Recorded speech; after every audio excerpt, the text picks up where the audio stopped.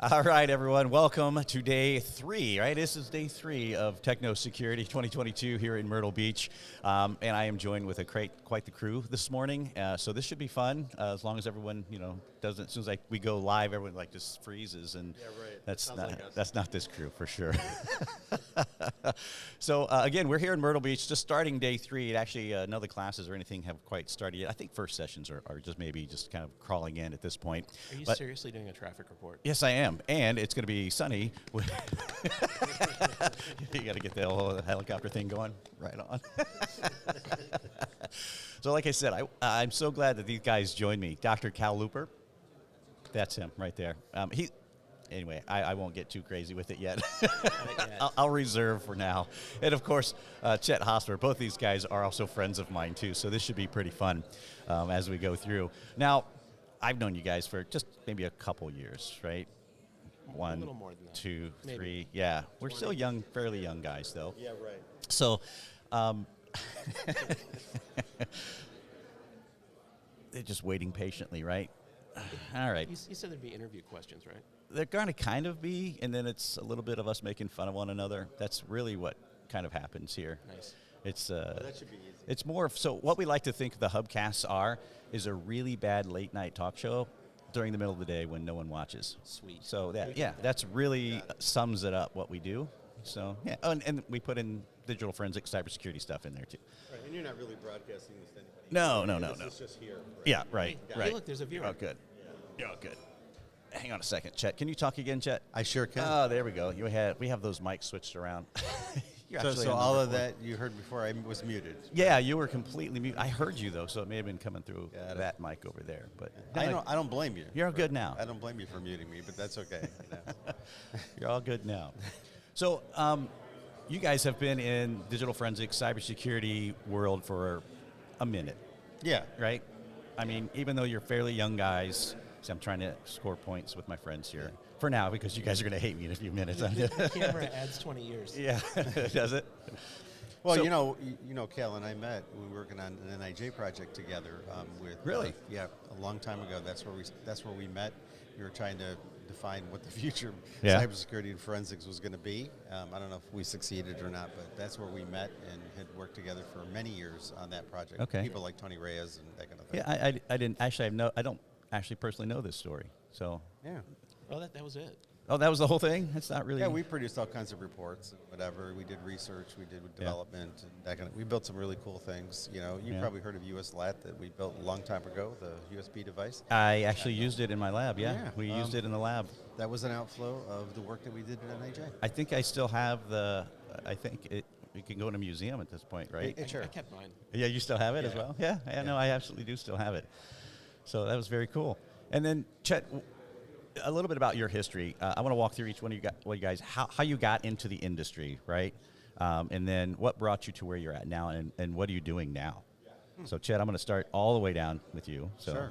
Hey, my career started in 1979 when I was developing diagnostic software. So when I was 8, okay, when you go were ahead. 8, Yep, yeah. right on.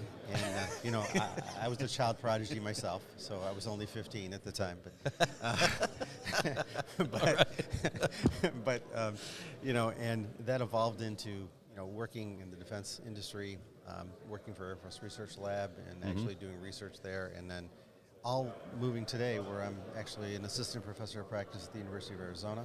Yeah. And also started a company, I don't know, about 10 years ago called Python Forensics. It's a nonprofit where we put out all kinds of free software for law enforcement and do training and those kinds of things.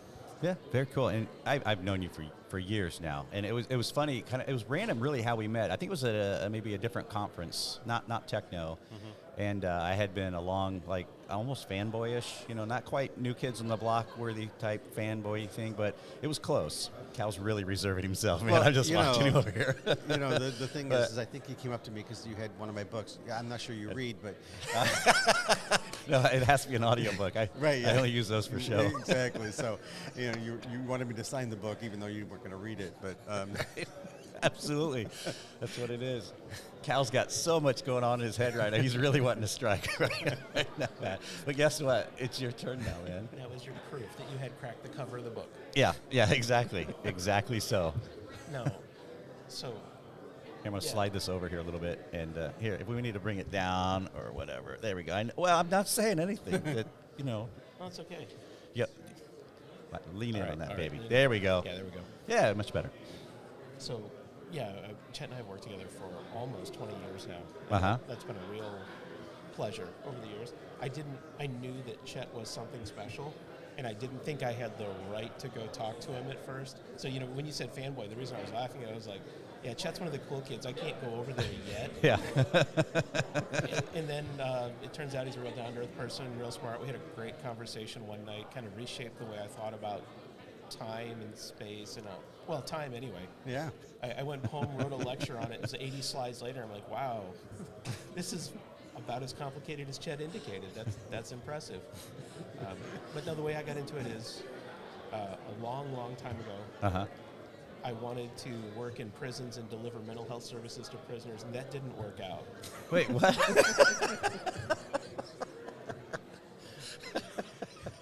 I thought if we could get rid of someone's willingness or ability to commit a crime, we would have prevented victims down the line. And, as when you're a You young can't even person- say it to be serious. No, it's true. I was young, and I guess I should be embarrassed about it, but my heart was in the right place. I was working on a PhD in criminal justice at Michigan State, and I had this job at the Department of Corrections. I was working in the director's office. I ended up doing a lot of legal program delivery, so I got forced into learning law as well as mental health delivery. And then my boss told me I had to quit. I had a family to support, so I took a job as a Unix system administrator at night based on some previous misspent youth that I had. And then somebody said, what are you going to do for your dissertation now that you can't collect data on prisoners? I said, well, maybe we can do this computer crime thing, because at that point, nobody knew anything about it. I was at least equal to that. Yeah, there you go. And then, forensics comes along. Again, families to support. I started a side business as a professor and just got into the commercial sector. Side business as a professor, I like it. If you don't have a side hustle as a professor, you're probably not paying your bills. And if you, if you went in the other direction, where you could have used that criminal justice history and the work that you're doing in the prisons to basically take the technology that we now know and turn it into something more profitable.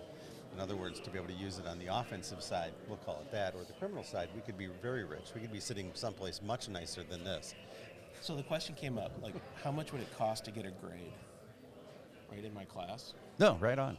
I was like, I'm all about it. let me calculate what the total value of my career. To me, rich enough is when I own a Falcon jet myself. A Falcon jet? Yeah. Okay. It's got to be fast and it's got to be small. I Sure. don't want to fly commercial anymore.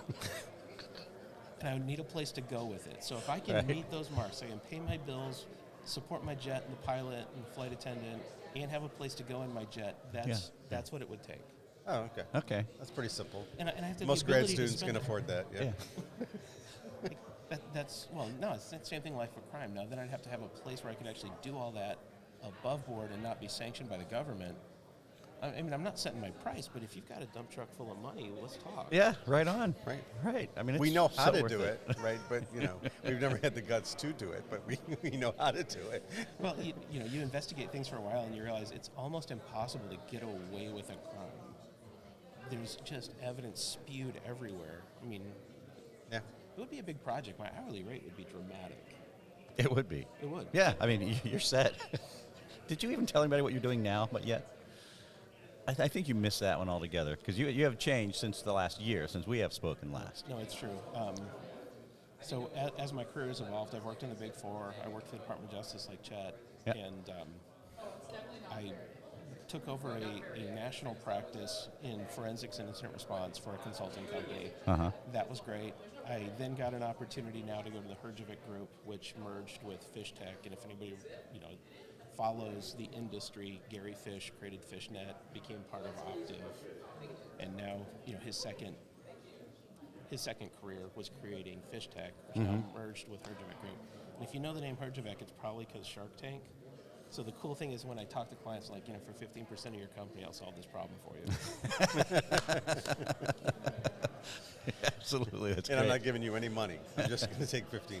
Yeah. That's it. There's no That's our fee. investment. There's just Right.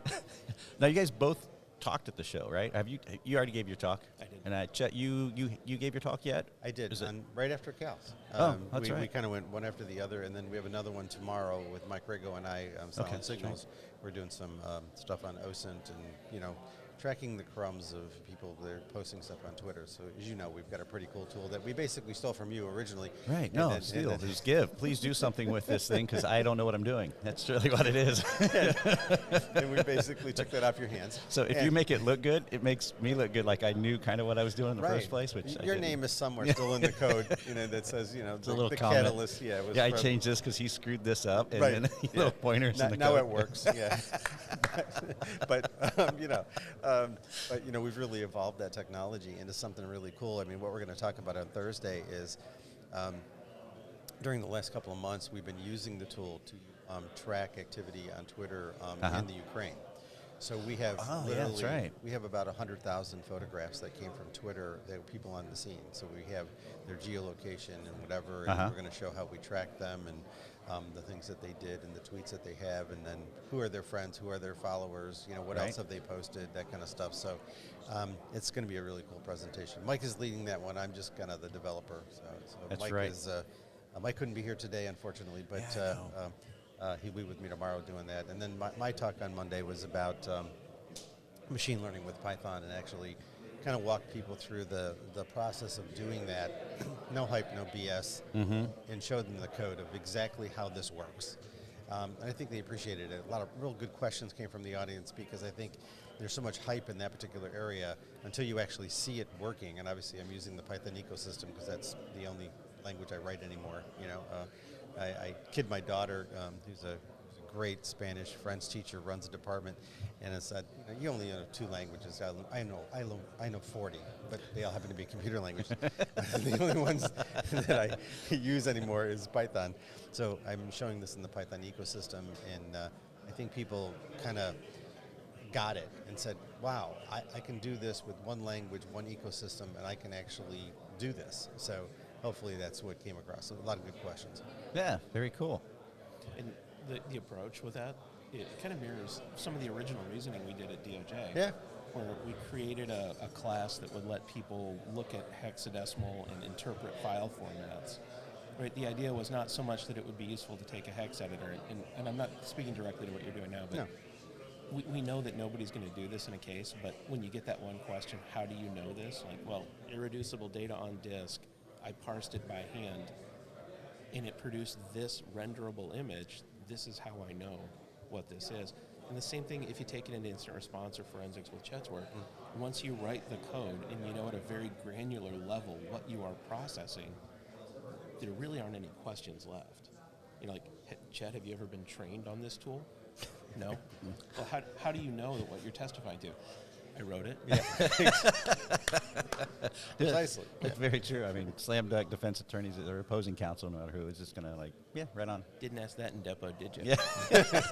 I'm going to move this and make a lot of noise here. I wish Tony Reyes was here because he has the greatest story ever. He was on the stand at one point, and I'll tell Tony's story because it's a great story. He was on the stand, and he had been witnessing a drug deal go down, and it was at night and whatever, and the lighting was, not so good and whatever, and the defense attorney said, how do you know it was that particular suspect? He said, well, I saw him. How far were you away? Well, I was about, 50, 60 feet away. He goes, well, how far can you see at night? Tony sat there a second and said, well, I can see the moon. Yeah. and that's pretty far. Yeah. And somebody in the courtroom jumped up and said, and I can see the stars, and they're even farther. All right, yeah, you can't really beat that one. You can't beat that one. I would have loved to seen the attorney's face. That's it. Just priceless. I would love to hear Tony deliver that line. I can see the moon. Exactly. It's precious. Like I said, I wish he was here to say it because I don't do it justice. But yeah, you're missing that Italian boisterous. Exactly. Of Tony for sure. So hopefully he'll watch this and know that I tried to imitate him, and he'll be upset. Report us to YouTube. Hey Tony, love you, man. Yeah. Yeah, don't hurt us. Yeah, right. So Kall, you had a talk as well. I did, and this is much less sexy to, the forensic and incident response community, but I think it's worth thinking about for a minute. Yeah. As I've gone from hands-on keyboard to speaking to the board, see how I did that? Yeah. Oh, yeah. That's pretty good. Hold on. There we go. That wasn't sad trombone. That was like Rimshot. No. Internally, I really felt sad trauma there. My soul died a little to hear corporate speak. It's okay. Once your soul's dead, it's good. I thought it was the applause button, in all fairness. Green is not. All right, next. No, so one of the things is getting what we do in the response, in the forensic investigation, into the hands of people who make decisions in the real world, right? You know about taking evidence to court if you're in law enforcement. You get it to the jury. You have to explain it in a way they get it. When you have decision makers in large corporations, right? And that's where incident response really lives. That's where the resources flow, and that's where the damage is done. We've got to have ways to help people understand what they're facing. Right. So part of what I've done, because I have the freedom now to run my own branch of this company, right? I can spend money, I can lose money, as they pointed out. Haven't so far. All right. You haven't tried hard enough. I'm trying. No, we're creating, instead of just threat intelligence, which is a feed, which goes into our tools. For those of you out there in incident response, you know what I'm talking about. Indicators of compromise, indicators of attack. You want the latest, greatest, freshest thing. But how do you convince people to spend money on that? Right? How do you convince them there's a business need? Well, part of that is you have to speak their language, and I spent a lot of time just being bored and learning that stuff, frankly. Like it eventually it gets fascinating if you keep trying long enough and hard enough. So what we do is take this into the realm of business continuity, something they speak and understand, enterprise risk management, something they speak and understand. And what I've realized is we have a lot of good information, and now we have a vehicle to convey it to people who make decisions. So I created the Threat Analysis Center instead of the Threat Intelligence Center, or something like that. We take what we learn in responses, what we develop through feeds and through industry, what other people learn, quite frankly, and produce these great reports that everybody in incident response loves, but nobody above them understands, and we put it in context. And to do that credibly, you can just say, maybe Kall's smart enough, maybe he's not, maybe I find Kall compelling, maybe I don't. So I took the science background that I have, because I love advertising that PhD. Again, doctor. Doctor. Yeah. I put it in the title. In even computer doctor. science, too. Yeah. And that's a Mickey Mouse PhD. Oh, yeah. Hey, this is a real... Anyway. So what we did was enunciated a framework to analyze the facts. This framework gives us some consistency. We can come to a conclusion. We can test it within that framework. And then we can produce briefing cards at the executive level. Say, this is what the bad guys are doing. Here are the things we're observing in response to it. And this is the business impact to you in your industry.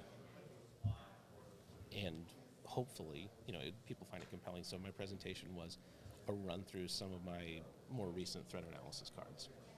Right? Should be high level in understanding, but off to the side I put this is how we came to it. Right. It's very cool. Now, something I know I wanted to talk to you, we talked, I think, yesterday about it, and Chet, this fully applies to, you guys are both private sector, right? Obviously, the conference is generally more law enforcement. There's a lot of law enforcement here, but they're always making that transition at some point, right? They realize that, oh wait, there's money to be made in the private sector, right? But there's certain skills also that law enforcement does not provide, right? The investigative, there's just not that smooth transition. So it's something I wanted to ask both of you, and I think you know what's already coming, is what skills would you guys think are needed, or additional skills from the regular digital forensics side, the investigative skills, to make a transition to, say, to incident response type of things? Because that's something, and honestly, I've had conversations with you, Kall, about it. That's not my thing. I don't know much about it. I don't know how to even approach something like that. But what skills do you guys look for in something like that? I think first and foremost, right, so I've known a lot of people in law enforcement that made the transition. Most of the people in forensics that we work with, even in the civil sector, they have a law enforcement background. What I would say is, you think it's hard, and it may be hard. I'm not going to tell you it's easy. Once you learn it, it's easy.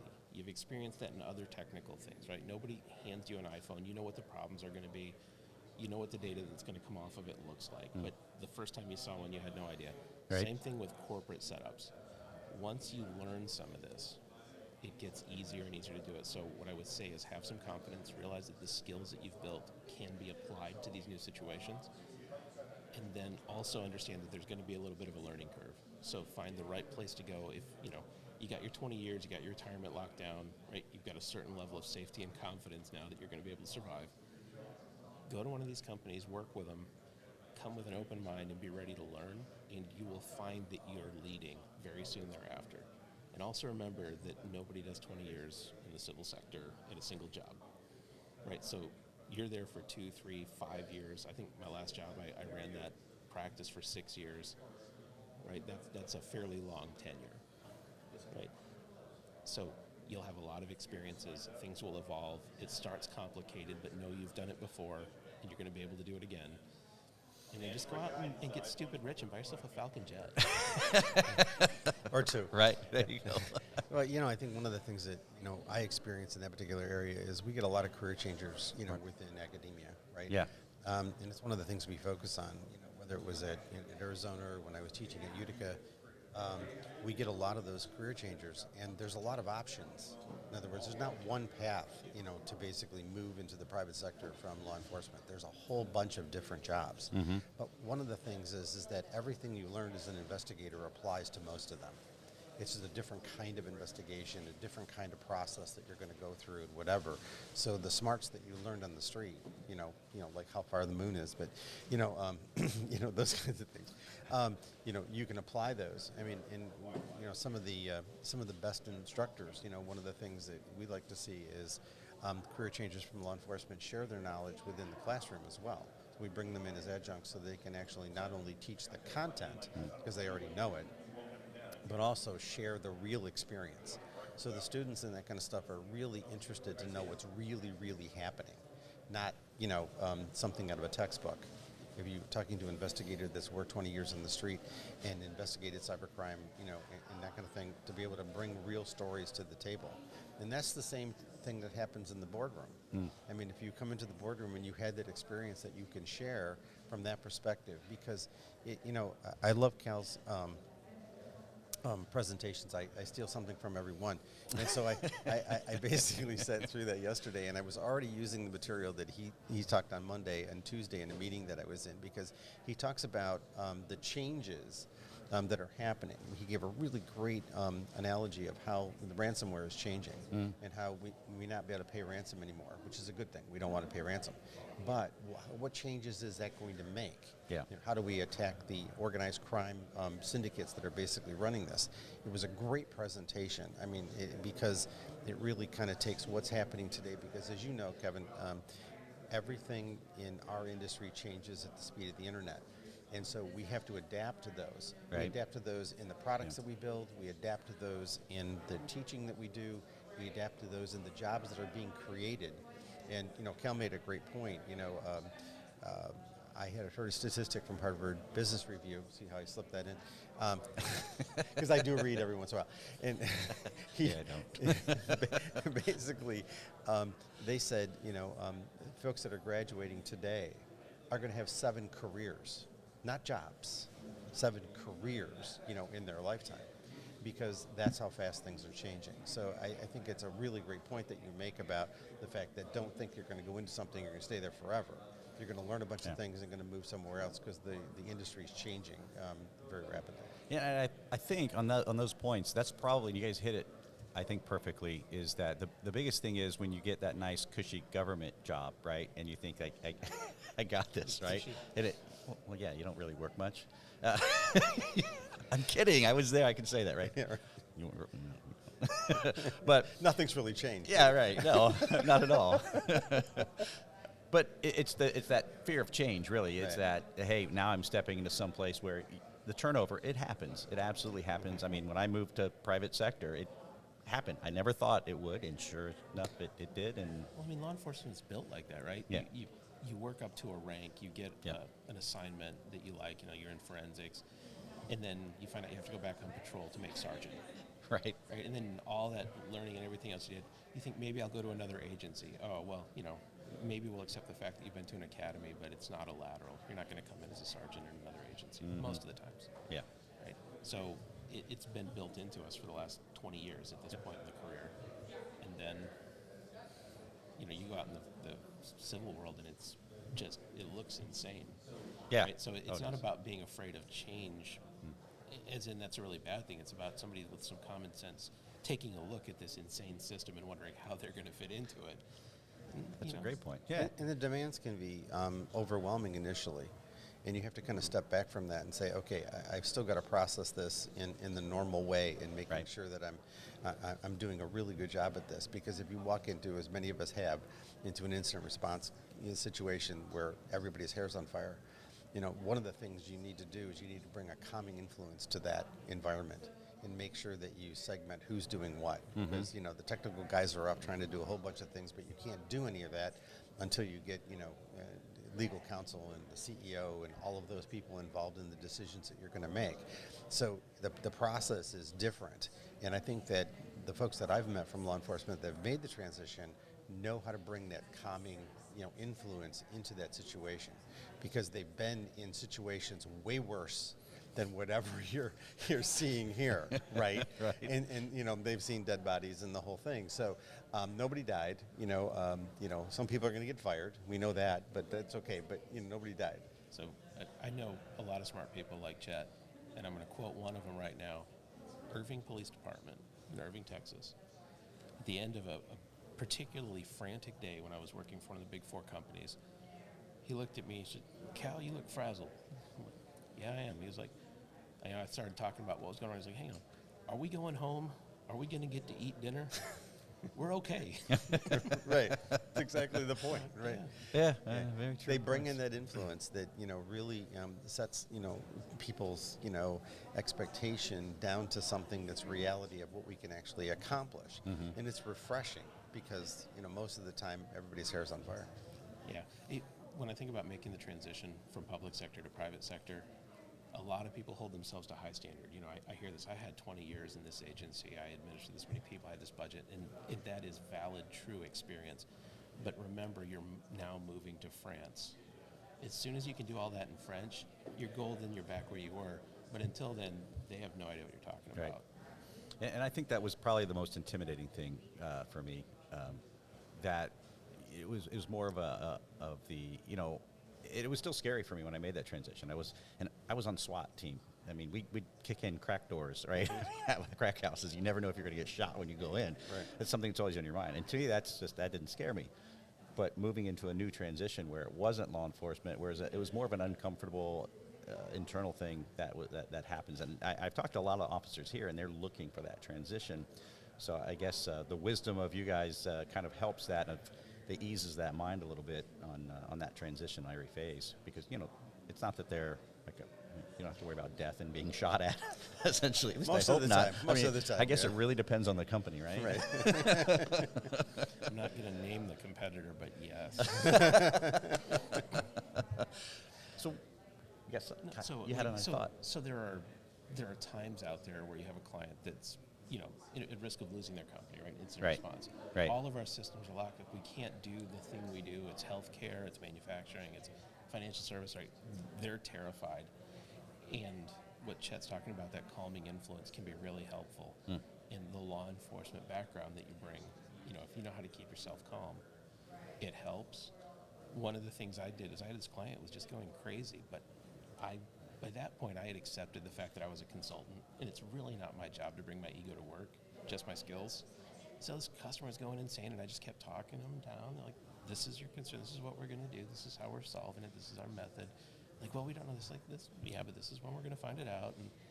And said, eventually, they just ran out of ways to be angry. And I had a guy walk out, and he said, "Wow, she was really frantic, and she was, tearing into you." It's like, "Man, I used to work in prison. This is nothing." Try all that and getting dressed out with somebody's used food. Right. Used food. And no, I always dodged that one, but I did live in fear of it. Absolutely. So what do you guys think of the conference so far? Enjoying it? Good? Yeah, I think that, you know, there's been, as everybody knows, there's been a real transition here over the last, 5 or 6 years with, Don and Jack stepping back, who we all had great friendships with, so I think, our expectation or concern was that when this transition happened, it wasn't going to be the same. But, I have to say, in some ways, it's better. Working with Allison and Jennifer and, those kinds of folks that, and their team, they've really put on a great thing. They've tried different cities, and they tried Denver, San Antonio, San Diego, that kind of stuff. And Myrtle Beach is still the. Wait, are they paying you? No, not yet. but I really like the environment. I mean, I love Torrey Pines and going out to San Diego and that kind of thing. So I think they've done a good job in kind of bringing things like that together. I think that they've also put together, I think, a really good committee that's actually deciding on who's going to get to speak. And I think it's less pure vendor talks and presentations today, and there's real content. And I think that that's a really good improvement, because that's what I look for. Oh, man, I went to another conference just purely because the guy who used to work for me was speaking there, and it was, just a short 3-4 hour drive away from my house. And it was nothing but wall-to-wall vendor panels, and they weren't shy about it. It was a sales pitch. I mean, I thought I was going to buy a timeshare by the time I got out of that room. But when you have the mixed content, even the vendors try to be more informative and are open to other things. So I think now they are paying me, Jed, just so you know. That's the vendors or the conference? Okay, good. Commercial. No, but it creates a bubble where people can talk, and where you can meet people who wrote the software, or designed the company in many cases. Like, I've spoken with people who are behind the scenes deciding what they're going to do with the software here at this conference. And it's nice, and you hear from people like Chet who keep them all honest by saying, we can do that in Python for free. Right. Well, I think it's actually a trend in the industry in general that a lot of software that we use today is becoming open source. And it's becoming open source because the focus is turned to training and services instead of product sales. Look at FireEye, right? Yeah. Remember FireEye that was the stuff. That was awesome software. They had that sandbox thing you could do, and then Cuckoo came out, and you're like, so what's next, FireEye? And they're like, oh, God, I don't know. Professional services. Yeah, exactly. That's what everybody's going to. And I think that it changes the way that the speeches and the information is being shared, and I think in a good way, because now we're talking about, solutions and how we work together and that kind of stuff. I would definitely like to see more collaboration in the environment. And I think just to give you an advertisement, I think what you're trying to do is create that kind of communication and collaboration between folks that are, academics, researchers, scientists, technology, vendors, that kind of stuff, in order to bring them together, and new ideas spew out of that. Yeah, absolutely. And that's really the goal, is to try to get people like yourself, right? And both of you, thank you, number one, for coming on and volunteering this. I know stuff on them, and I threatened to expose it if they weren't on. Megan has our check, though, right? Yeah, absolutely. You're just adding zeros, Kevin, every time you talk. But hey, I want to thank you guys. I just realized we've been talking for like ever, and I try to keep these at 15 minutes during the show, and we're almost quite a ways. But that's all right. That's all right. You can edit out the dumb parts, right? Yeah. No. I had to try some of those. I don't really know what all of them do, and that was completely out there. That was the blue button. Yeah, that was the blue. What's this one do? Oh, there we go. See, that's the Kall. My theme song. Yeah, I'm gonna just write Kall across this one, so and just tap that one every time. Okay. But thank you guys. Pythonforensics.org. Yep. Yep. There's a dash in there currently, but you're in a.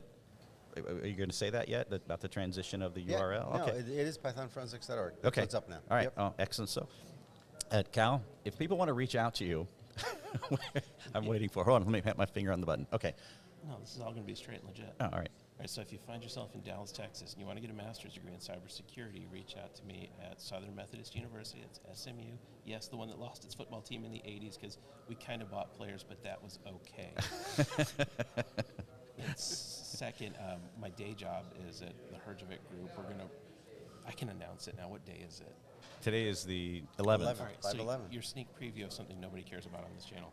is that we're going to rebrand the Herjavec group and the Fish Tech group. They're coming together as Sideris. And I have special instructions from my chief marketing officer. Yeah.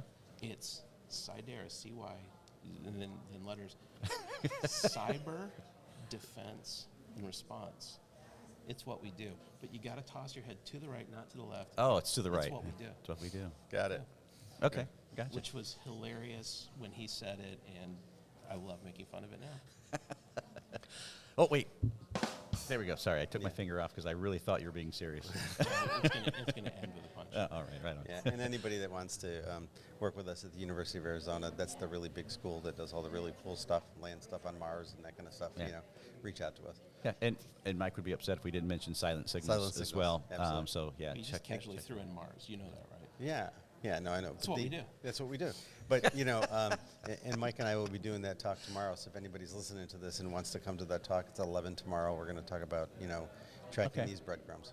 Okay, fantastic, guys. Thanks very much. And hopefully we'll talk again soon. Get you on a podcast like later on when we're not in. Well, no, it's much more fun when we're together. Really, It is. I agree. So, I know you're going to. What's the next one? Are you going to San Diego? Yes. Okay, I'm going to San Diego. I know Amber's around here somewhere. We're going to PFIC. Yep. So, are you going to go to PFIC at all? Probably not. We got to twist his arm and make him go to PFIC. Maybe we can do this again there. Okay. It's a lot of fun. All right, guys. Hey, thanks care. very much. I appreciate it.